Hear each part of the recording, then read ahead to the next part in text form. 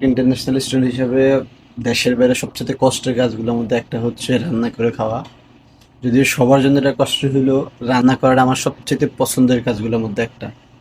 তো যখনই রান্না করি আমার রান্না করতে খুব ভালো লাগে। তো সময়ের স্বল্পতার কারণে প্রতিদিন রান্না করা হয় না, দেখা গেছে 2 দিন 3 দিনে রান্না একবারে করে রাখি, যেহেতু গরম করে খাইতে পারি, ওভেন বা ফ্রিজ ট্রিজ সবই থাকে। সো আজকেও রান্না করতেছি। আজকে হচ্ছে মাছ ভাজি করবো, গত 2-3 দিন মুরগি খাইছি। সো পুরো ভিডিও জুড়ে আমি আমার রান্নাটা একটু দেখাবো, যেহেতু ভিডিও করার শখ আছে কিন্তু আসলে সময়ের কারণে পারি না, প্রচুর ব্যস্ত থাকতে হবে। তো শুধু রান্নাটাই আজকে একটা দেখাবো সবাইকে। পুরো রান্নার সাথে সাথে দেখুন, সাথে সাথে আমি টিপস দিব কীভাবে রান্না করতে হয়।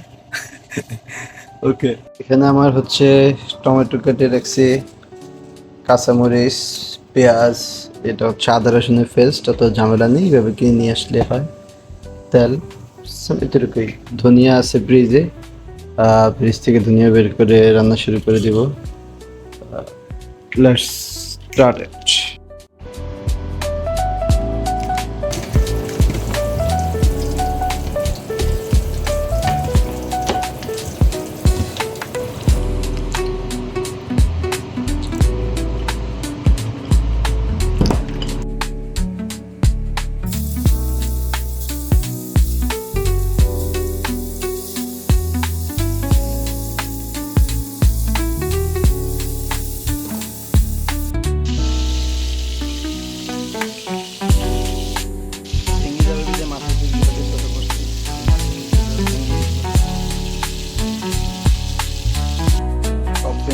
চুরমার হয়ে গেছে, ভাজা হচ্ছে।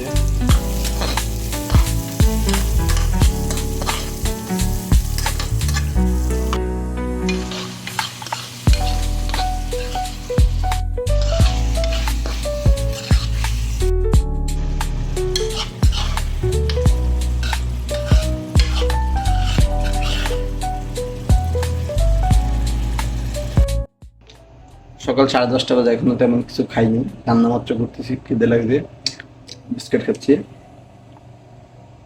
এখানে কুকিজগুলো খুবই টেস্টি হয়, আমার কাছে খুব ভালো লাগে সাউথ কোরিয়ার বিস্কিটগুলো। অবশ্যই হালাল, বিস্কিটগুলো হালাল হয়, আমরা ম্যাক্সিমাম জিনিস হালাল দোকান থেকে কিনি।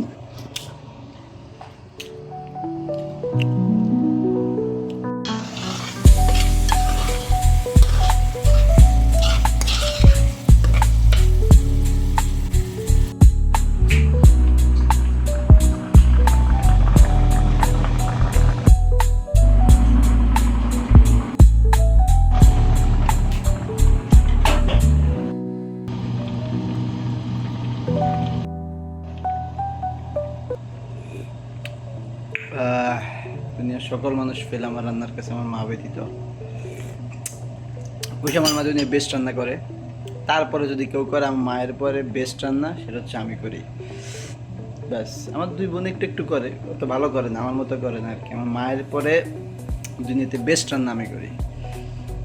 এত নিজের রান্নাকে নিজে খাওয়ার পরে নিজের প্রেমেই পড়ে যাই, কেমনে পারি আমি এত ভালো রান্না করতে। বাই।